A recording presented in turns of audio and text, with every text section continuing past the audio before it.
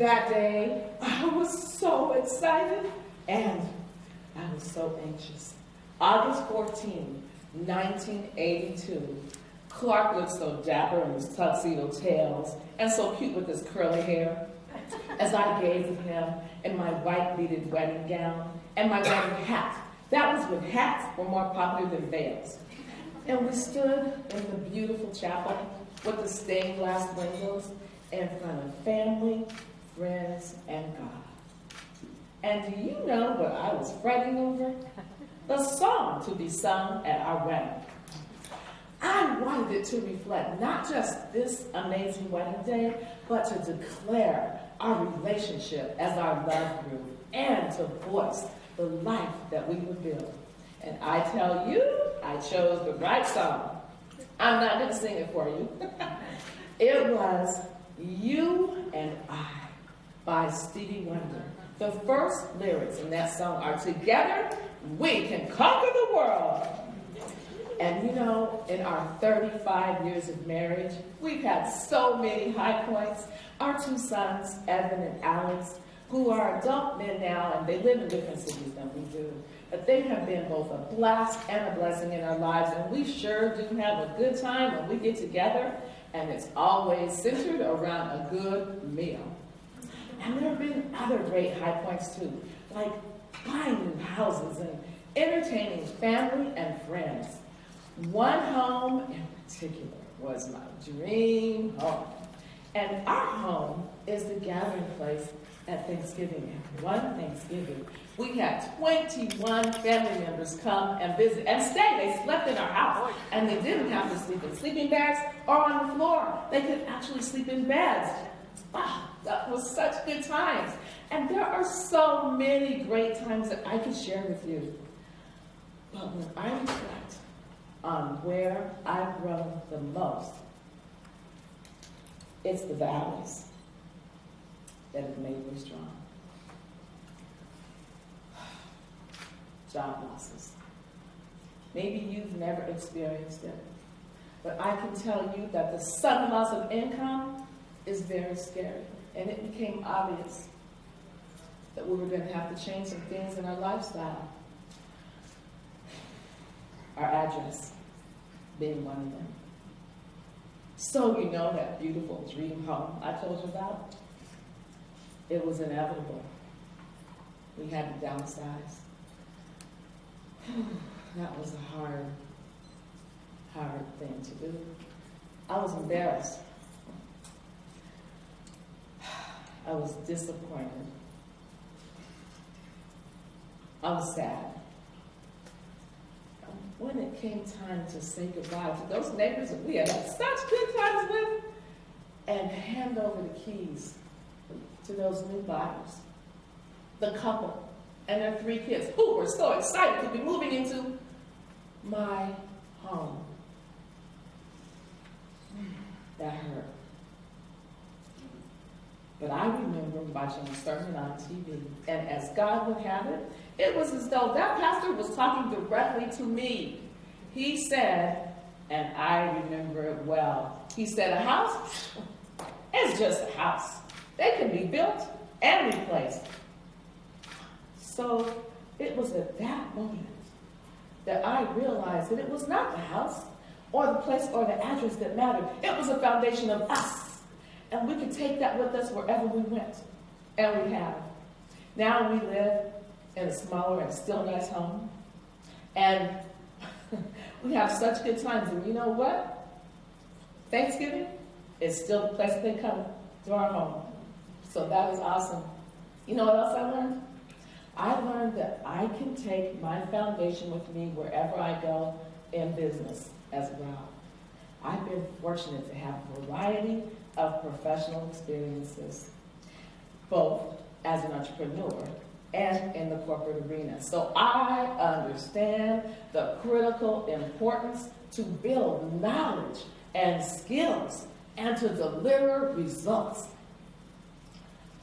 And I learned from making mistakes. I must admit that it's the ability first to focus on building people that has shaped my character and helped me to become a more effective leader. Because you know why? Wherever I go, there are people who, like me, have needs and fears and challenges, as well as goals. So the core components of my foundation that I carry with me are to show that I care and to demonstrate that I want to help and to keep my integrity so that those around me know that they can trust me. The person who taught me these key components the most is my mom, Charlotte, who I lost to breast cancer 20 years ago.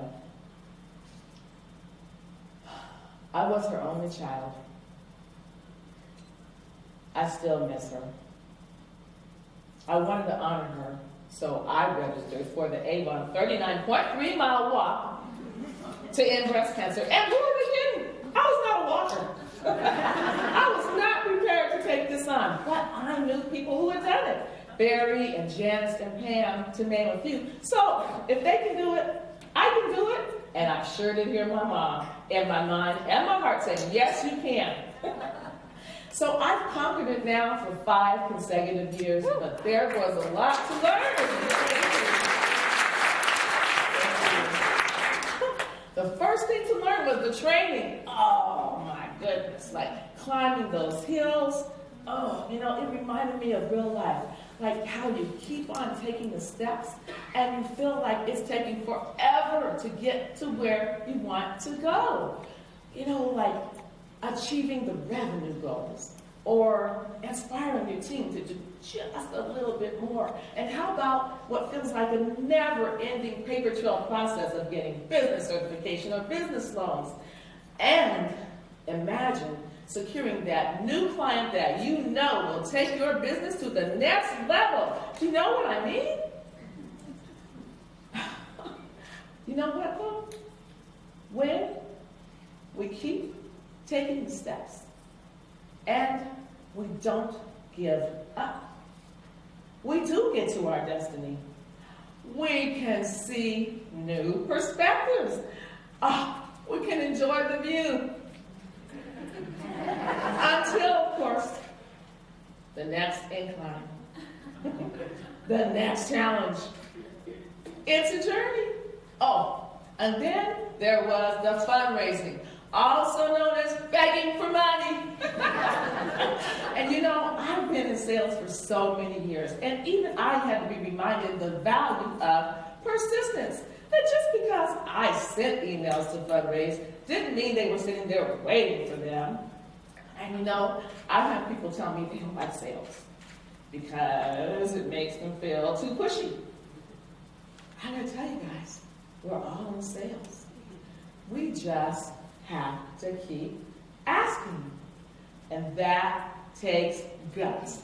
No guts, no glory, right? Right. Yes. Yes. You know, I've been a risk taker since I was young. In fact, when I was 19 years old, I entered the Miss Black Colorado pageant.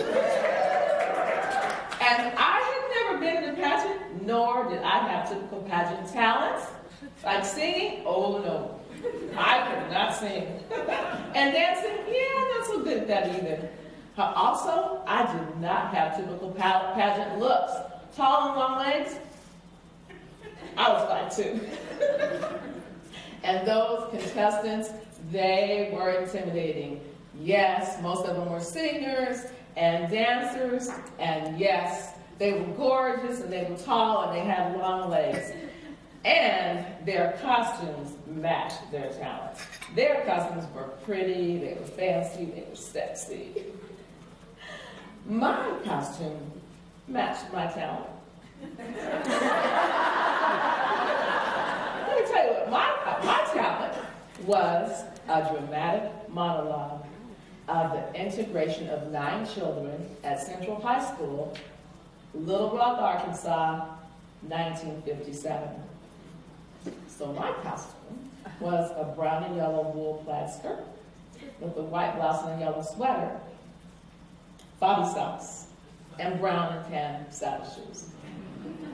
I heard laughter as I entered the stage to do my monologue. That could have thrown me off. It didn't, though. What mattered was the thunderous applause I heard at the end of my monologue.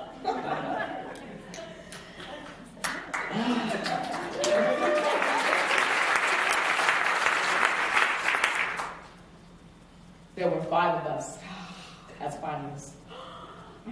I was so nervous. My stomach had butterflies. But I kept smiling. Then I heard the announcer call the second runner-up. He didn't call my name. So then I started wondering, am I even gonna place? Or maybe I could win. Then they called the first runner-up. And it didn't call my name. And the next thing I heard was the announcer say, "Ladies and gentlemen, please join me in welcoming and congratulating our next Miss Black Colorado, Michelle Mason." Michelle Mason? That was me! I won the pageant! Short me, non-dancer, non-singer me. I was ecstatic. My family was ecstatic. We partied in the basement of my parents' home literally all night long. I learned some lessons from this too. I learned to stop focusing on what I thought others had that I didn't, and instead to use the talents that God gave me. I learned to be clear on what I want, to believe in myself, and to go get it. And you know what? I think this lesson is still relevant for us as women in business today. I think that we are still guilty of looking at others and rationalizing how they are more qualified than we are, and then justifying why they would be more successful than us, whether it's education or appearance or experience. We need to look in the mirror and see all that we do have and know what we do want and go get it. I tell you, you see, there were times when I didn't believe in myself, but there were those around me, like those tonight who came to celebrate with me, who helped me to remove the doubt and to believe in myself.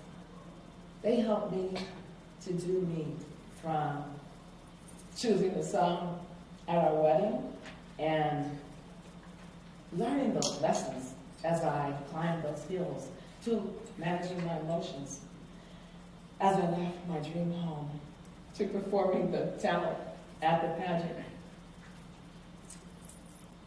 The valleys, they didn't stop me. And the peaks propelled me to soar. So for you, keep celebrating your peaks. And when you find yourself in the valleys, do not give up. Do you.